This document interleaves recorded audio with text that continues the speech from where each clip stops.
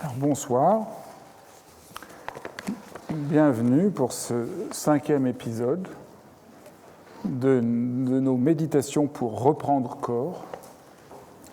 Et aujourd'hui, pourquoi n'y a-t-il pas de corps sans soin ?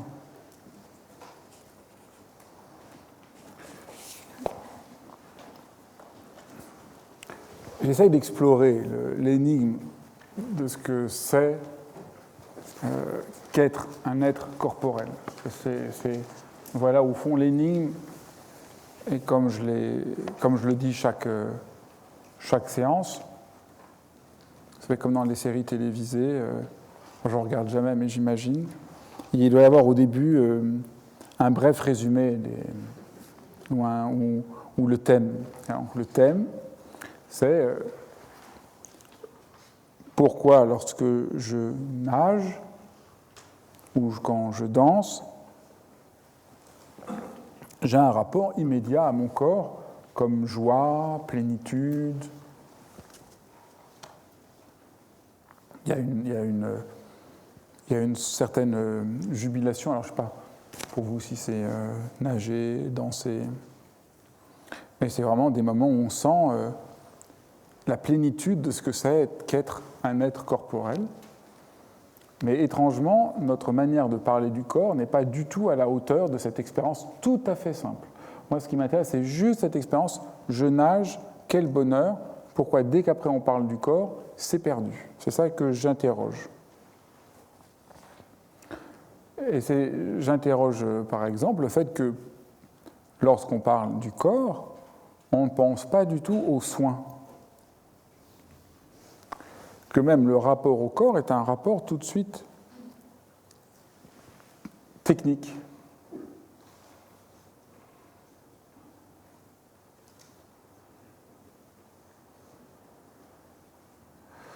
Et technique, c'est très embêtant parce que le soin, c'est l'antipode d'un geste technique.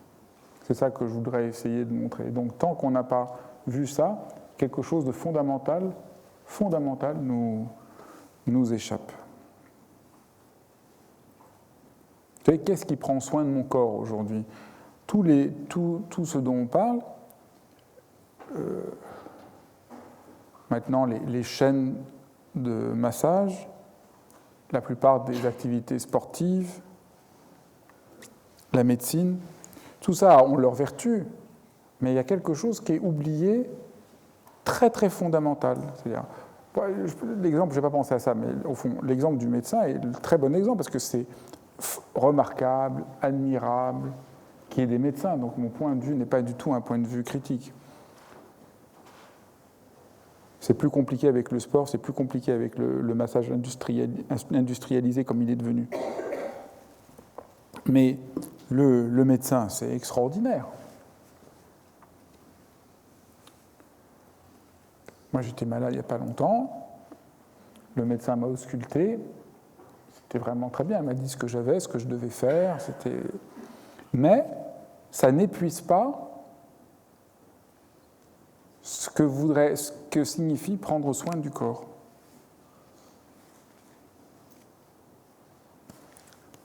Et pour une raison, ce qui est oublié, c'est par exemple le fait que lorsqu'on touche le corps de quelqu'un, on est touché en le touchant.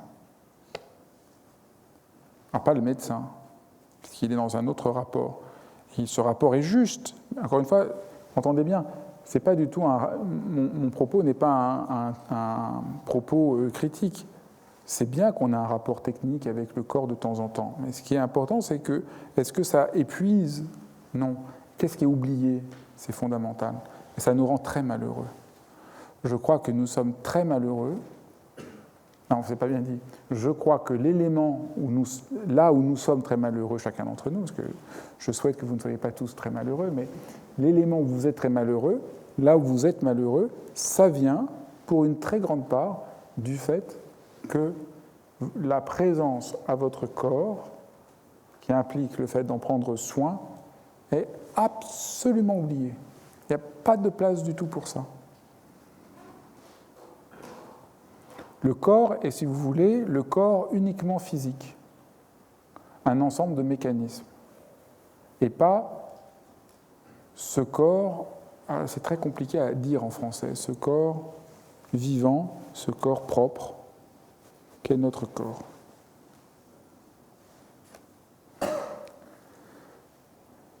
Et alors, vous voyez, la dérive est très subtile. Par exemple, pour le massage, masser quelqu'un, c'est le toucher par excellence. On pourrait dire le massage, c'est vraiment toucher le corps de quelqu'un pour le situer dans son humanité.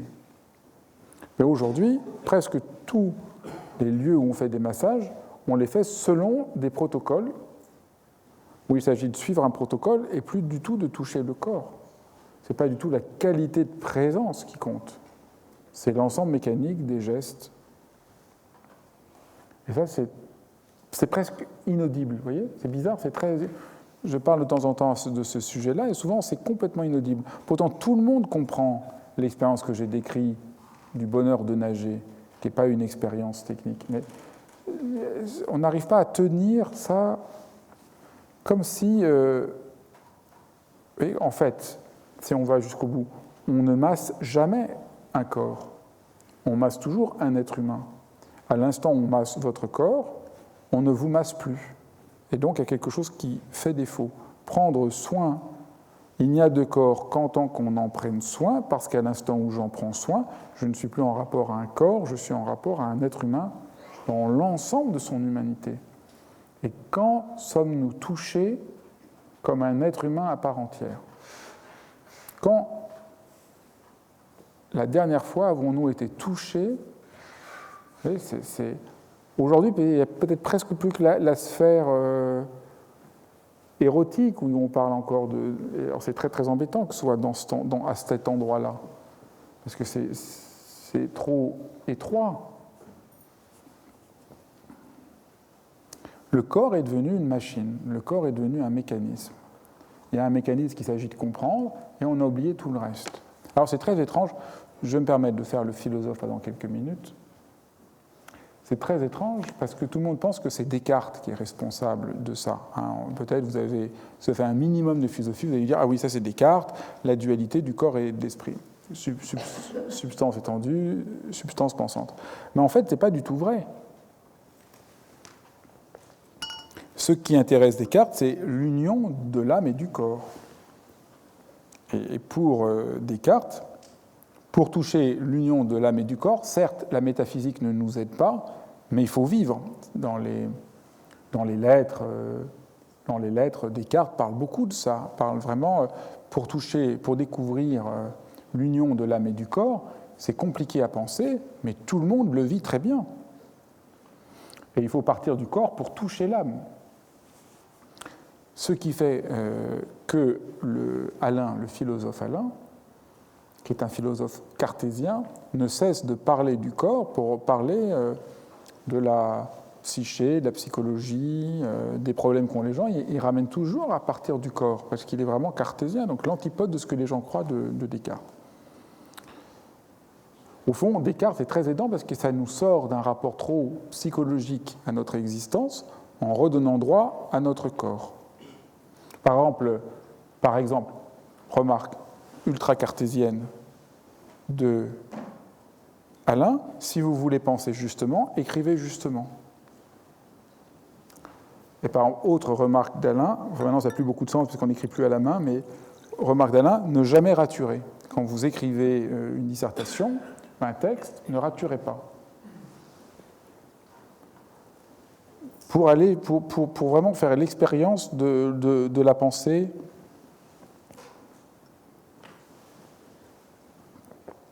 Donc voilà, ça c'est tout à fait aidant d'arriver à penser cette unité. En fait, nous, aujourd'hui, le corps que nous avons, c'est-à-dire le corps purement machine, le corps qui n'est pas uni, disons, dans le langage cartésien à l'âme, mais disons, je ne sais pas comment on pourrait le nommer nous aujourd'hui, parce qu'on parle plus ce langage-là, mais le corps dans sa plénitude de vie, nous le perdons parce que nous n'avons plus qu'un corps mécanisé. Et pour Descartes, ça, c'est la machine. Et pour Descartes, l'être humain n'est pas une machine. Vous voyez, c'est complètement paradoxal. Voilà, ça c'était le passage par Descartes, parce que je crois que c'est très éclairant de comprendre ça, de comprendre que pour nous, notre corps n'est plus qu'un ensemble de machines, qui a des besoins, des désirs, mais complètement perdu le fait que notre corps, c'est notre être, c'est l'espace où nous sommes. C'est complètement. Vous voyez, le changement. Non pas j'ai un corps, mais mon corps, c'est là où j'habite. Les gens croient qu'ils habitent une maison, mais en fait, ils habitent leur corps. C'est leur corps qu'ils habitent. C'est ça qui nous est le plus propre.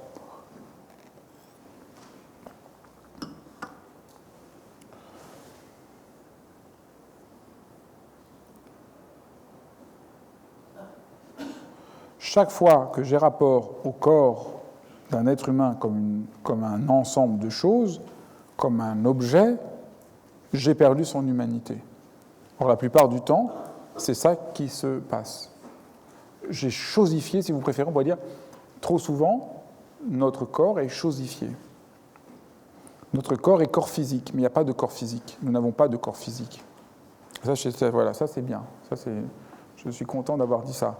L'être humain n'a pas de corps physique. Voilà, parce que la personne ne me suit plus, ou l'être humain n'a un corps physique qu'au prix d'une aliénation extrême. Et qui est prêt ici à accepter l'aliénation qu'implique le fait de n'être plus qu'un corps physique ?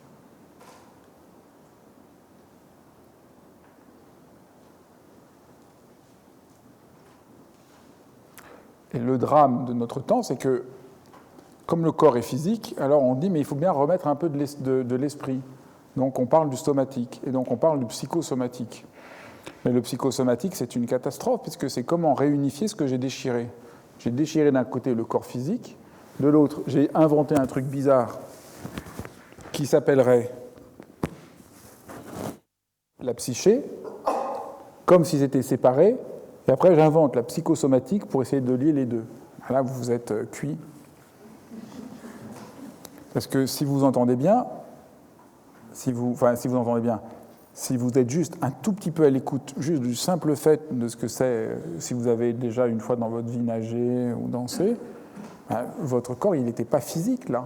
Quand je nage, mon corps, il n'est pas physique. Et mon esprit n'est pas séparé de ma présence à la mer.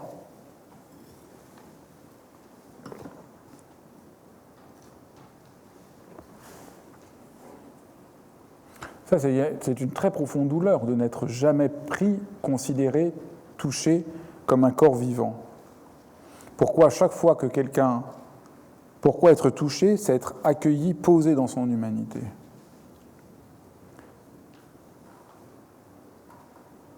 Pourquoi toucher le corps de quelqu'un sans, au fond, on pourrait dire sans l'aimer, c'est un acte violent.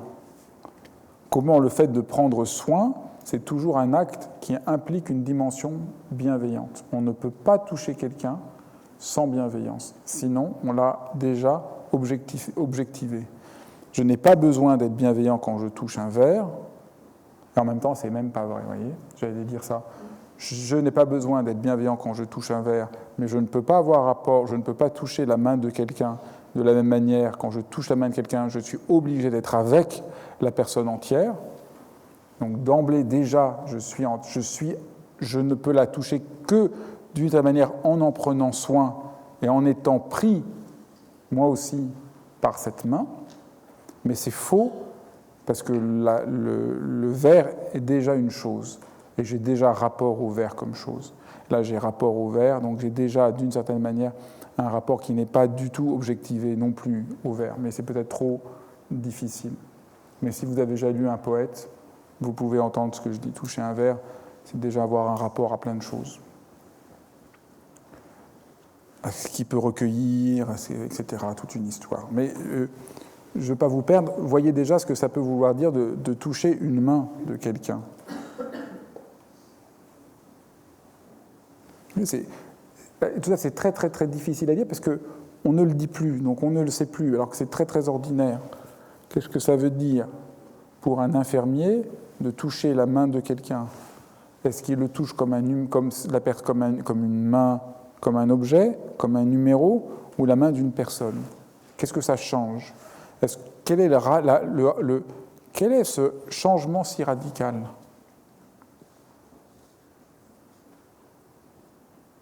Comment le fait de prendre soin, c'est avoir égard? Comment il faudrait que je prenne soin en ayant égard? Qu'est-ce que ça veut dire prendre égard? Prendre soin, c'est aussi restaurer la personne dans son intégrité. Au fond, le corps a toujours tendance à se désintégrer, à perdre son unité. Chaque fois que je le touche, je le ramène à son unité. Si quelqu'un vous a déjà touché pour de bon, si vous avez déjà été massé pour de bon, si quelqu'un a un geste réel, alors ce geste vous ramène à l'unité de votre être. Et nous avons tous besoin d'être ramenés à l'unité de notre être. C'est vrai qu'on a besoin d'être touchés. Le corps a toujours besoin aussi d'être soigné.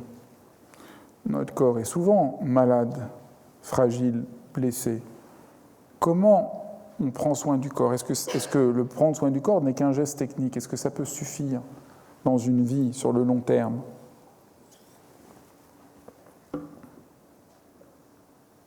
Moi, j'étais chez le dentiste hier. C'est absolument... J'ai beaucoup de sympathie pour le dentiste qui me soigne, mais j'ai l'impression d'entrer dans comment on appelle ça, une navette spatiale. Quand je rentre dans... J'ai l'impression d'avoir le commandant d'une navette spatiale. Ah, c'est tellement devenu technique. C'est-à-dire tout est blanc. Ah non, il n'a rien compris parce que je le vois, je dis, tiens, c'est bizarre, t'es habillé tout en blanc. Mais évidemment, lui, toujours, tout est blanc. Tous les gestes sont parfaitement... Mais moi, il me faut beaucoup de temps pour supporter ça. Enfin, évidemment, pour réintégrer quelque chose de mon humanité. Je trouve ça déshumanisant d'aller chez le dentiste et d'être à un moment, je ne suis plus... Donc là, au fond, disparaissez comme être humain. Au fond, ce qu'il me demande, si je traduisais, disparaissez comme être humain, devenez une pure chose pour que je puisse traiter votre bouche, un peu plus ouvert, un peu plus fermé, fermez les yeux, tournez un peu à gauche, tournez un peu à droite, c'est bon. Et il y a quelque chose, mais il ne m'a pas fait mal, je vous rassure un peu quand même, mais juste... Mais si moi je lui disais, mais là il y a un petit problème. Est-ce qu'on ne peut pas à un moment, par exemple, tu devrais mettre ta main sur mon bras, qu'on a un rapport juste humain à un moment, que je vois que je ne suis pas dans une navette spatiale. Il me répondrait, ça c'est un problème psychologique. J'ai essayé de parler avec lui, mais en plus je dis, vraiment, je voudrais qu'on entende à quel point j'ai la plus grande tendresse pour cet homme. Donc c'est pas de lui que je souligne, c'est juste comment on est pris dedans, c'est presque naturel. Avant même de vous en parler, j'avais même pas vu le phénomène. On accepte ça. Il m'a quand même expliqué que les dentistes étaient une des professions où on se suicide le plus. Et donc je parle avec lui, et il me dit il me dit avec ces mots, parce que les gens viennent et ils sont stressés d'aller chez le dentiste, donc les dentistes prennent tout ça, c'est extrêmement difficile. Mais en fait, ce qu'il faudrait dire, c'est que ce n'est pas humain pour un être humain de devenir le commandant d'une navette spatiale toute la journée. Et là, il y a quelque chose qui est... Alors lui, il adore. Alors ça, après, je peux comprendre aussi ça. Lui, il adore. C'est vrai que j'ai beaucoup de sympathie pour lui. Il adore être chef d'une navette spatiale et avoir un rapport purement technique. Il s'amuse. Je sens la précision, le côté comme ça, pas trop... Mais quand même, je pense que c'est difficile. Il y a quelque chose là qui fait défaut sur ce que ça veut dire, sur comment est-ce que c'est possible de soigner un corps sans déployer une bienveillance qui soit intégrée. Alors, ce n'est pas qu'il n'ait pas de bienveillance, mais c'est juste pas la question. Ce qui l'importe, c'est que le geste soit fait techniquement de la manière la plus efficace, simple. Et vous voyez, toucher, c'est ouvrir et c'est s'ouvrir. Mais lui, il ne s'ouvre pas. Ce n'est pas son problème. Et c'est problématique. Je crois que ça, c'est douloureux. Je crois que c'est pourquoi la méditation est précieuse. Parce qu'elle nous apprend à toucher cette ouverture qui ouvre. Et c'est très étrange pour nous. Les soins n'ont aucun rapport avec le soin. Mais qu'est-ce que ça voudrait dire si on entend toute personne qui soigne devrait pouvoir prendre soin? Comment le corps n'est jamais une chose, mais toujours une manière d'être au monde. Ça, vous voyez, je ne vais pas tout vous raconter ma vie avec le dentiste, mais c'est très très frappant. Pour lui, le corps est un pur mécanisme, et à côté de ça, il y a la psychologie. Donc si vous avez des problèmes, c'est psychologique.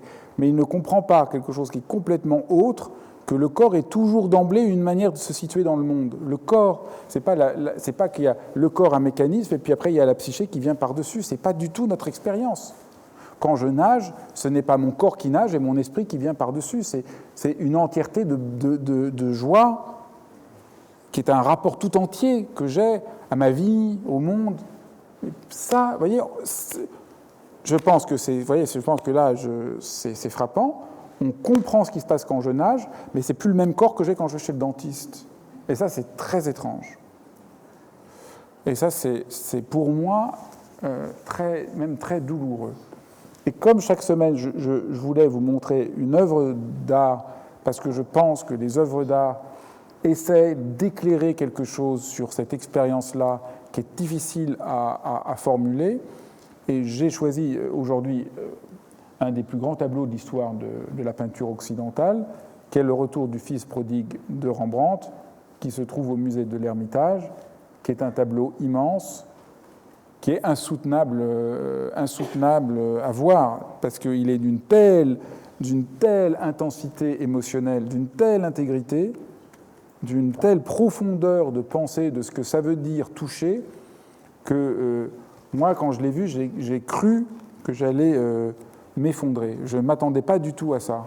Je connaissais le tableau, mais là, comme vous le voyez là, alors on voit des choses, mais je ne m'étais pas du tout douté de la puissance d'impact de ce tableau. Et vraiment, je crois que c'est le tableau le plus ultime de ce qu'on peut faire pour montrer ce que ça veut dire prendre soin. Et là, vous voyez le vieil homme qui accueille en son être l'homme qui est à genoux, qui a un pied sans chaussure, qui est un homme qu'on voit, qui est un homme extrêmement pauvre, et il l'accueille. Et regardez comment, avec ses deux mains, il l'accueille. Ça, c'est vraiment... c'est complètement... Ça, c'est vraiment... Vous voyez, comment il le touche. Comment, en le touchant, il le garde. Comment, en le touchant, il a plein d'égards. Comment, c'est le sommet de l'égard. Comment, en le touchant, il le préserve dans son humanité. Il l'accueille. On pourrait dire, il l'accueille exactement comme il est. Que ce geste de la méditation, on ne fait rien, on s'autorise à se foutre la paix pour revenir à notre humanité, c'est exactement ce que fait l'homme âgé qui accueille son fils. C'est son fils. Et c'est vraiment un tableau de la pure relation. C'est ce qui est absolument frappant. Peut-être qu'il faut que je dise deux mots pour ceux qui n'ont jamais vu le tableau et qui ne connaissent rien à la peinture. Vous avez cet immense tableau, il est immense. Vous avez ces personnages autour qui regardent la scène avec différents états de présence. Et puis vous avez cette scène complètement incroyable de cet homme qui accueille son fils et qui l'accueille avec la plus infinie tendresse. Avec une tendresse, comment dire, une tendresse qui le garde, Et ce qui est très très étonnant, c'est si vous regardez les deux mains, on a l'impression que c'est deux mains de deux êtres différents. Il y a une main presque féminine et une main presque masculine. Il y a quelque chose de très différent des deux mains. Et ça, c'est très... très frappant. Vous voyez, pour nous, la relation, on ne la comprend pas complètement. Pour nous, le verre est posé à côté de la carafe, ils sont en relation. Mais pas du tout. La relation, c'est la qualité de présence avec laquelle je suis avec. Et la qualité de présence, c'est ça le soin. Le soin, c'est la qualité de présence en tant qu'elle libère quelque chose de profond. Ce qui est bouleversant dans le tableau, c'est qu'on sent que le soin qu'a le Père libère complètement le Fils, le libère dans son humanité, le libère comme être humain. Le Fils vient voir le Père et ne se sent plus humain, se sent privé de son humanité, et le Père l'accueille absolument, sans condition, radicalement, corporellement. Et c'est cette acceptation radicale qui est le séisme de cette peinture, qui révèle la vérité du corps que dans le même temps, l'Occident n'arrive pas à penser. Ça, c'est vraiment très, très, très, très abyssal. Voilà, si vous avez quelques questions, vous êtes absolument bienvenus. Et c'est incroyable, le pied est incroyablement pied. C'est un pied, c'est pas un pied. Vous voyez, le pied n'est pas un pied en tant c'est quoi un pied? Ça, c'est un élément anatomique. Le pied n'est pas un élément anatomique. Le pied est ici quasiment visage d'humanité. Comment il fait ça, Rembrandt? Comment il fait que le pied soit l'espace d'une humanité complète? Il y a quelque chose de complètement humain qui se manifeste dans juste un pied. Vous voyez, là, on voit vraiment, vous voyez, j'essaie d'expliquer depuis le début ce que ça veut dire prendre soin, sortir d'un rapport purement, disons, mécanique, instrumental, technique. Vous voyez ça, le pied, là, ça c'est vraiment le pied, il est touché par le peintre. Le peintre, c'est parce que le peintre a touché le pied, a pris soin du pied, qu'il peut nous le peindre. Il le peint parce qu'il en prend soin. La manière dont il le peint, c'est une manière de prendre en garde le pied qu'aucune planche anatomique ne permettra de garder comme ça. Et c'est pour ça que cette peinture, elle sauve quelque chose de l'humanité de l'être humain. Alors c'est un tableau phare de l'histoire de l'Occident. Là, je vous parle d'un tableau complètement à part, complètement incroyable, qui suffit à faire que, si vous pouvez une fois dans votre vie, aller à l'Ermitage voir le tableau. Alors, est-ce qu'il y a des questions ?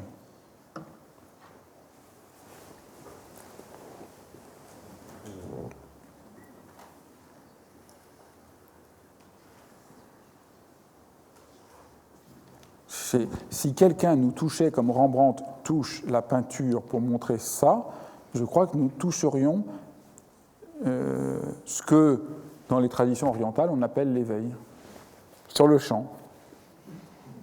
C'est évident. Ce tableau montre beaucoup plus profondément l'éveil que n'importe quelle représentation religieuse. Pour nous, hommes du XXIe siècle, hommes et femmes du XXIe siècle. Oui. Est-ce que tu as dit la phrase « cette peinture révèle la vérité du corps que l'Occident n'arrive pas à penser ». Oui. Or, c'est un tableau de la peinture occidentale. Est-ce que tu pourrais en dire quelque chose ? Les peintres sont un peu en avance. Ça voudrait dire que la peinture n'est pas une pensée ou... Ça veut dire que les peintres pensent mieux que les penseurs. C'est-à-dire que Rembrandt est plus fort, là, que Descartes. C'est quand même, Descartes, c'est vraiment impressionnant, l'unité du corps, l'unité de l'âme et du corps, tout ce qui réussit, mais il faut le vivre, moi je ne peux pas en dire grand-chose. Rembrandt, il va plus loin. Donc, Rembrandt est un plus grand philosophe que Descartes.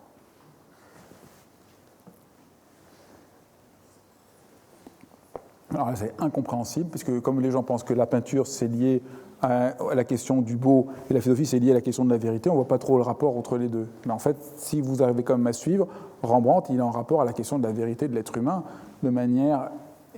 C'est ça qui l'intéresse, on n'a rien à foutre, lui, de faire de l'esthétique. Il s'intéresse à toucher la beauté parce qu'elle révèle quelque chose de la vérité de l'être humain qui nous fait défaut.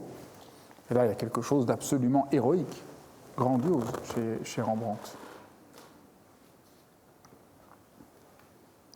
Donc je signale qu'il y a une exposition en ce moment au musée Jacquemart-André, qui n'est pas la plus grande exposition du siècle, mais vous pouvez voir des Rembrandt au musée Jacquemart-André.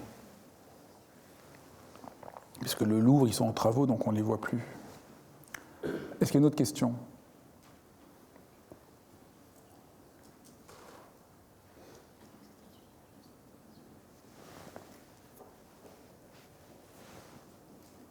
Mathias, moi j'ai une question par rapport au ratage. Quand tu as cité la phrase d'Alain, je n'ai pas très bien compris parce que souvent en dessin, il y a deux écoles qu'on nous apprend.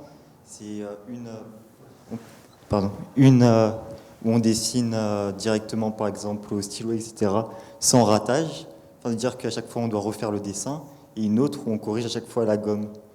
Et on fait tout le temps Et le deuxième principe, c'est plus... On fait tout le temps des erreurs, on n'est jamais juste, donc on se corrige à chaque fois.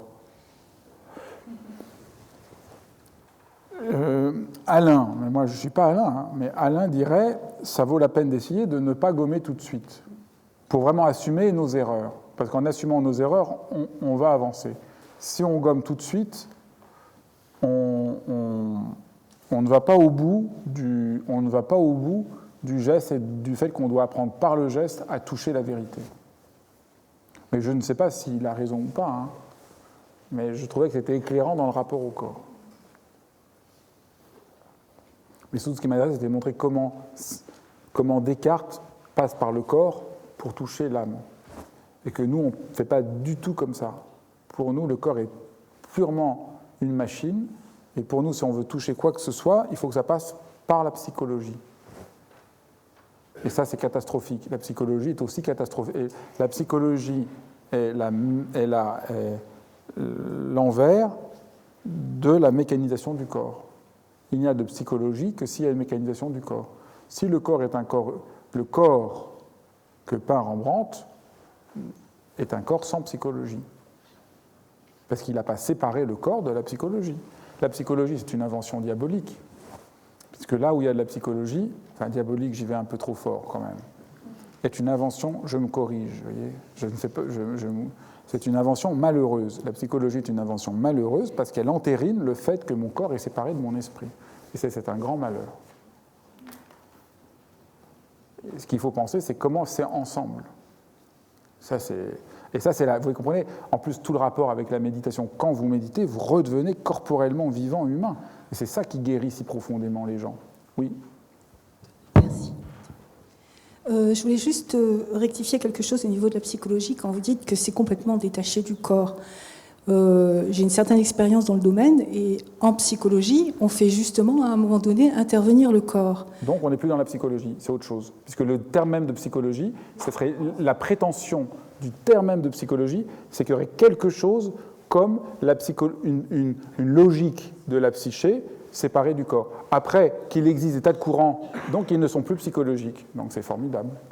Voilà, mais ce que je voulais vous dire, c'est que ça démarre par de la psychologie d'abord, et ensuite le corps intervient. Et ça fait souvent par l'inverse. C'est-à-dire que la psychologie peut faire en sorte que justement le patient puisse ressentir dans son corps, à un moment donné. Ce qui serait idéal, ce serait qu'on ne sépare pas les deux. C'est ça que je voudrais inviter. La psychologie, pour moi, dans mon expérience, ne sépare pas les deux. Mais en même temps, alors après il faudrait voir. Mais en même temps, vous avez dit, d'abord on fait que la psycho et après on retrouve le corps. Mais si on a séparé, on ne peut plus le retrouver. Non, c'est pas ça. C'est que dans la psychologie, quand vous l'apprenez, on vous apprend que le corps est là, déjà directement. Ça dépend. Alors là, quelle psychologie vous parlez? Plus aujourd'hui à l'université, parce que la psychologie de base, c'est-à-dire au début on dit la psychologie, et de la psychologie vous avez d'autres disciplines qui s'appellent les troubles comportementaux, les TCC, vous avez la psychanalyse, vous avez plein d'autres disciplines. Mais la psychologie en tant que telle, quand vous l'apprenez, elle fait intervenir le corps. Tant mieux. Voilà, je voulais vous rassurer là-dessus. Mais alors, elle ne devrait pas s'appeler psychologie. Peut-être changer de nom, ça je dis pas le contraire. À l'instant où elle s'appelle psychologie, c'est un peu perdu. Oui, c'est vrai qu'elle cible que l'esprit, on est d'accord. Et il n'y a pas d'esprit sans corps. Absolument. Et donc là, il y a quelque chose qui n'est pas entendu. C'est ça c'est une grande énigme. Pourquoi nous n'arrivons pas à penser le corps. Et ça, c'est le problème majeur. Nous, hommes et femmes du XXIe siècle, nous avons perdu notre corps. Voilà, ça, c'est une chose tout à fait frappante. Je pense que c'est la technologie de la société. C'est Oui. la société qui se technologise énormément. Oui. Maintenant, la psychologie a une part de responsabilité. Alors, peut-être pas, mais elle a une part de responsabilité. Disons, je ne parle pas de ce que vous avez appris, mais dans le langage courant, vous êtes d'accord, les gens, ils ont mal. Quel est un problème psychologique? Donc, alors après, à la rigueur, on va redire, c'est peut-être psychosomatique, mais on a perdu l'unité. À l'instant où quelqu'un, dans le langage courant, quand on parle de psychologie, et donc, au fond, moi, je peux parler que de langage courant, je ne suis pas un professionnel, dans le langage courant, chaque fois qu'on parle de psychologie, on avalise le fait qu'il y aurait quelque chose qui serait séparé du corps, et donc on participe de cette séparation douloureuse. Et la magie de la méditation, c'est qu'en s'asseyant, je me soigne mon être entier. Je ne fais pas un geste plus corporel qu'un geste psychologique. Et c'est ça qui est absolument, à mon avis, libérateur pour nous aujourd'hui. Ce que vous dites, c'est que l'appellation psychologie est très trompeuse. Et elle n'est pas là par hasard. Je pense que ça part parce que la psychologie apparaît au moment où on a inventé le corps mécanique. Vous voyez, on a inventé le corps mécanique, donc on a essayé d'inventer un truc de psychologie qui serait aussi rigoureux que la mécanique du corps, sans se rendre compte que cette rigueur, elle n'est pas rigoureuse. Et de la même manière, on pourrait dire, la mécanique du corps, elle est rigoureuse d'un point de vue, c'est magnifique, ça permet de faire de la science, mais elle n'est pas rigoureuse parce que mon dentiste, il est rigoureux, bien sûr, mais en même temps, il n'est pas rigoureux puisqu'il oublie quelque chose de fondamental, mon humanité. Donc il y a un problème. Ça n'intervient pas dans la psychologie. Ça intervient peut-être ailleurs, dans d'autres domaines, mais pas dans cette science-là. Oui, mais disons, là, c'est la même face. Il y a le psychologue parce qu'il y a le dentiste. S'il n'y avait pas de dentiste, il n'y aurait pas de psychologue. C'est ça que c'est la même face. Les deux participent d'un oubli qui nous déshumanise. Moi, je pense que, je vous conseille d'aller plus faire de lecture de ce côté-là dans la psychologie, parce que vous vous rendrez compte d'un certain nombre de choses. Je dirais, ce qui m'intéresse, moi, puisque je parle à tout le monde, moi, ce qui m'intéresse, c'est que dès qu'on parle de psychologie, c'est ça que je dis. Après, ce qui peut se passer c'est autre chose. Après, moi, je ne parle pas des thérapeutes, parce qu'encore, ce serait autre chose. Là, ça serait encore complètement une autre... C'est pas du tout... Moi, je ne parle pas des thérapies, ce qui serait complètement autre chose. C'est que quand vous dites que ça diabolise un peu, c'est une parole malheureuse, parce que si des gens en ont besoin, quand ils vous écoutent, ils pourraient ne pas y avoir accès, uniquement parce que vous aurez dit que ça diabolisait quelque chose. Je peux souhaiter à tous les êtres humains de se libérer de la psychologie. Encore une fois, je ne parle pas d'aller voir un psychothérapeute, qui est déjà complètement différent, parce que là, moi, chaque fois, et c'est bien que je reprécise, dans une psychothérapie, vous êtes déjà dans une question de la relation. Donc on est déjà dans complètement autre chose. Donc moi, je ne parle pas de la psychothérapie, je parle du discours psychologique. Et le discours psychologique le discours psychologique qui invente quelque chose comme une psyché qui serait séparée du corps, qui aurait son propre ordonnancement séparé du corps, est aussi illusoire que le rapport qu'a à mon corps le dentiste. Et encore une fois, en disant ça, je suis très content que les dentistes existent.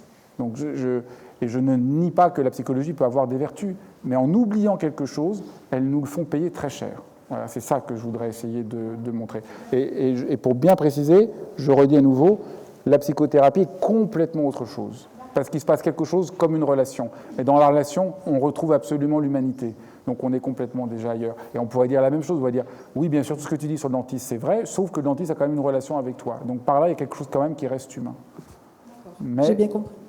Et c'est pour ça que je dis du bien de mon dentiste, qui est très humain. Mais merci beaucoup, c'est très bien que vous ayez pris la parole. Oui, bonsoir.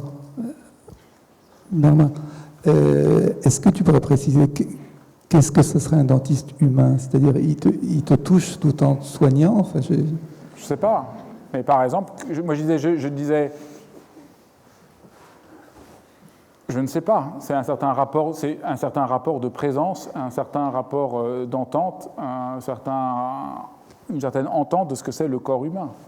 Donc on ne peut pas... Si je peux répondre ça, qu'est-ce que serait un dentiste qui n'a pas un rapport technique à mes dents? Ce serait un dentiste qui a un rapport à moi comme un être humain. Parce que, personnellement, je suis dentiste. donc je m'interroge depuis tout à l'heure sur... Comment? Je m'interroge, quel est le geste que je dois faire demain Eh bien, la réponse là est vraiment très simple. C'est ce que je crois que doit donner la méditation. Et qu'est-ce que donne la méditation? C'est que vous l'intégrez, la méditation. Ce n'est pas comment tu dois faire ton geste, tu ne dois pas le faire différemment, parce que la méditation, ce n'est pas une technique. Il ne s'agit pas d'avoir un autre rapport technique. Il s'agit d'avoir intégré à ce point la méditation, que la qualité de présence que vous allez avoir est autre, et que la manière dont vous allez vous situer fait que vous n'êtes pas le dirigeant d'une navette spatiale, mais vous êtes un être humain devant un autre être humain. Comment vous faites, comment ça se passe? Ça, c'est parce que vous allez l'intégrer et que vous n'allez rien faire. C'est pour ça que j'insiste tant sur le rien faire, parce que vous ne faites rien, mais vous êtes de telle manière que ça change tout. Vous voulez dire que c'est la présence A? La présence a vraiment à voir avec la question du soin et évidemment un rapport non technique. Et c'est pour ça que quand on parle de psychologie, je ne parle évidemment pas du psychothérapeute qui, étant présent, est déjà dans une qualité d'alliance, et on est complètement ailleurs. Il y a déjà là pleinement l'accueil. Et puisque ce dont on parle, c'est le manque d'accueil. C'est comment je touche le corps sans accueil. Comment, quand je nage, je suis accueilli, je m'accueille et l'eau m'accueille et je suis et j'accueille. Enfin, oui, j'accueille mon corps, j'accueille l'eau. Et pourquoi, dans notre vie tous les jours, notre corps n'est pas accueilli? Et donc notre être n'est pas reconnu. C'est ça qui m'importe. Et donc comment faire pour accueillir et reconnaître? Il n'y a que toi qui peux le faire. Je ne peux rien dire de ça. Puisque ce n'est pas une question technique, c'est une question d'engagement humain. Ce qui fait du reste, la qualité d'un grand thérapeute, ce n'est pas la technique du thérapeute, c'est la qualité de présence du thérapeute qui change. Enfin, pour excuser ton dentiste, en l'occurrence, il y a quand même un geste technique, un peu comme un chirurgien. Je veux dire, on a un rapport technique à un geste. On n'est pas... Mais j'ai dit tout ça. J'ai dit tout ça est absolument... j'ai même commencé par parler que j'étais malade, j'ai vu le médecin, j'étais très content. J'ai dit juste, ça ne peut pas épuiser le rapport. Et pour nous, tout se réduit là. Et ce n'est pas satisfaisant. Mais bien sûr, je suis très content de voir un dentiste qui a un geste sûr. Je préfère un dentiste qui a un geste sûr et qui a un bon directeur, qui a un bon pilote de navette spatiale, plutôt qu'un dentiste très très sympathique, chaleureux, qui Mais ça pose la question à ce moment-là de la binarité, pour dire comme ça, c'est-à-dire peut-on être humain dans quelque chose de très technologique nécessaire pour être efficace? C'est une très bonne question. Comment être humain dans un rapport de plus en plus technique à tout, qui fait que c'est ça qui prend la mesure, et qu'on ne peut... Parce qu'au fond, si vous voulez dire quel est l'arrière-plan de ce que je dis, eh bien, ce rapport de présence humaine, on ne le mesure pas, on ne peut rien en faire, il est purement gratuit, donc ça ne compte pour rien.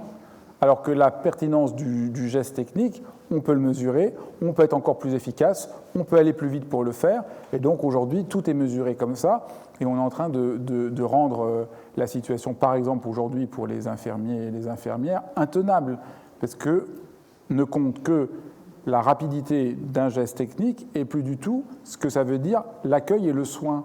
Et on ne se rend pas compte que là, on est en train de déshumaniser quelque chose de profond. Donc c'est absolument ça.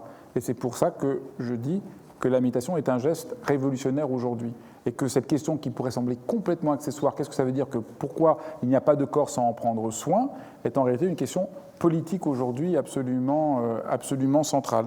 Et là, c'est intéressant comment aujourd'hui, plus que jamais, nos gouvernements veulent avoir contrôle sur nos corps d'une manière extrême.